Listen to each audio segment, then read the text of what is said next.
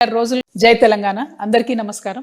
గత 36 రోజులుగా భారతదేశంలో అనేక మంది విద్యార్థులు నిరుద్యోగ యువత చేస్తున్నటువంటి ఉద్యమం విజయం సాధించింది.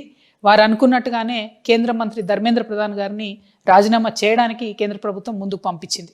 మరి ఈ సందర్భంలో విద్యార్థులందరికీ కూడా నేను మనస్ఫూర్తిగా శుభాకాంక్షలు తెలియజేస్తా ఉన్నాను. ఇది 100% విద్యార్థుల విజయంగా తెలంగాణ రక్షణ సేన భావిస్తూ ఉంది. మరి విద్యార్థుల విజయాన్ని కంప్లీట్గా తన ఖాతాలో వేసుకోవడానికి మన రాష్ట్ర ముఖ్యమంత్రి గారు రేవంత్ రెడ్డి గారు ప్రయత్నం చేయడం అన్నది నిజంగా చాలా సిగ్గుచేటు. నిన్న సాయంత్రం హైదరాబాద్లో దాదాపుగా 3-4 గంటలు కొవ్వొత్తులు పట్టుకొని కాంగ్రెస్ పార్టీ శ్రేణులంతా కూడా నగర వీధుల్లో ఊరేగడం అన్నది చాలా సిగ్గుపడాల్సిన విషయం. ఎందుకంటే కేంద్ర ప్రభుత్వాన్ని ప్రశ్నించినటువంటి విద్యార్థులు తమనెక్కడ ప్రశ్నిస్తారో అనే భయంతోని, తమ ఫెయిల్యూర్స్ని ఎక్కడ ఎక్స్పోజ్ చేస్తారనే భయంతోని ముందుగానే ముఖ్యమంత్రి గారు బయటకు వచ్చి యూత్నంతా నేను ఎంకరేజ్ చేస్తున్నాను, 21 ఇయర్సే మీరు పార్లమెంట్లో ఉండాలని చెప్తున్నారు. సంతోషం, మంచిదే. ఎట్లుందంటే ఇది కాంగ్రెస్ పార్టీ పరిస్థితి, 1000 ఎలుకలు తిన్న పిల్లేట కాశీయాత్ర పోయిందట.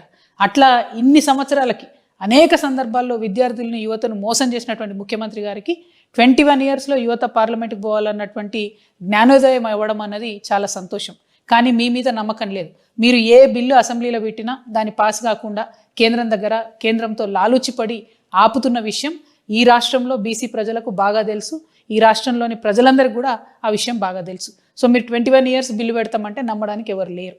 అదేవిధంగా మీరు యువతకి ఇచ్చిన అనేక హామీలు, అది 2 లక్షల ఉద్యోగాలు అయితే ఏంటిది, నిరుద్యోగ భృతి అయితే ఏంటిది, జాబ్ క్యాలెండర్ అయితే ఏంటిది, ఆఖరికి స్కూల్ పిల్లలకు కనీసం ఇవాళ యూనిఫామ్ లేనటువంటి పరిస్థితి ఉంది. బ్రేక్ఫాస్ట్ పెడతామన్నారు, అది పెట్టకుండా ఉన్నటువంటి పరిస్థితి ఉంది. ఫీ రియంబర్స్మెంట్ ఇస్తామన్నారు, అది ఇయ్యనటువంటి పరిస్థితి ఉంది. పెద్ద అట్టహాసంగా ఉస్మానియా యూనివర్సిటీకి పోయి 1000 కోట్లు ఇస్తామని ప్రకటించి ఇప్పటివరకు ₹1 ఇవ్వనటువంటి చరిత్ర కాంగ్రెస్ పార్టీ చరిత్ర, రేవంత్ రెడ్డి గారి చరిత్ర. అవన్నీ పక్కకు పోయేటట్టుగా కొవ్వొత్తులు పట్టుకొని కాంగ్రెస్ పార్టీ నాయకులంతా కూడా నగర నడివీధుల్లో ఊరేగితే ప్రజలు నమ్మరు. తెలంగాణ ప్రజలు చాలా విఘ్నులు.